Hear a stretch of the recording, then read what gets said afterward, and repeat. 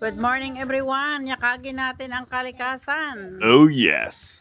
Magandang buhay sa lahat at nandito tayo ngayon sa mga ilalim ng puno. Yes! Ayan, ako'y kakain at paborito ko talaga ang tutong. Bahala na kayo dyan kung anong gusto nyo, basta ako. At saka inihaw na yan. Wow! Nika Joy. Ayan, dito lang kami nakain sa aming restaurant. Floating restaurant sa lupa. Napag naman si Bulso. Kalikasan floating restaurant. Ayan. Sa ilalim ng mga kanyugan.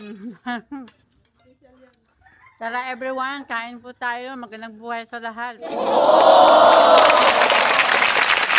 No, diba? Kamusta naman ang iyong agahan, sir? Sarap na. Wow. Enjoy na enjoy ang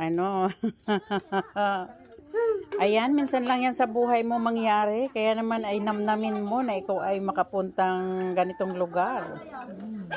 Maiba naman yung agahan mo. Long table under the coconut tree.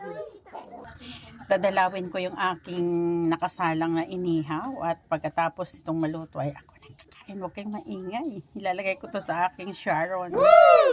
Pagkatapos natin kumain, nagwapo natin yung ating plato. Nakakaya naman ko ng ari ng bahay. Pinakain ng lahat eh. Hindi pa maghuhugas ng plato. Ang galing. Ang galing ng kanilang libre na, oh. Ilang kabayad-bayad. Wow.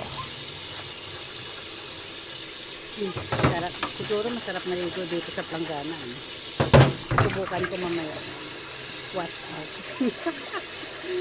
Noong araw, siguro ilang taon na kaya itong nila. Ang tibay, siguro malalim yung pagkakaano nito. Kaya tingnan nyo talaga, centennial na yung kanilang poso. Yun lamang, mamaya ulit, abangan nyo. Bye everyone!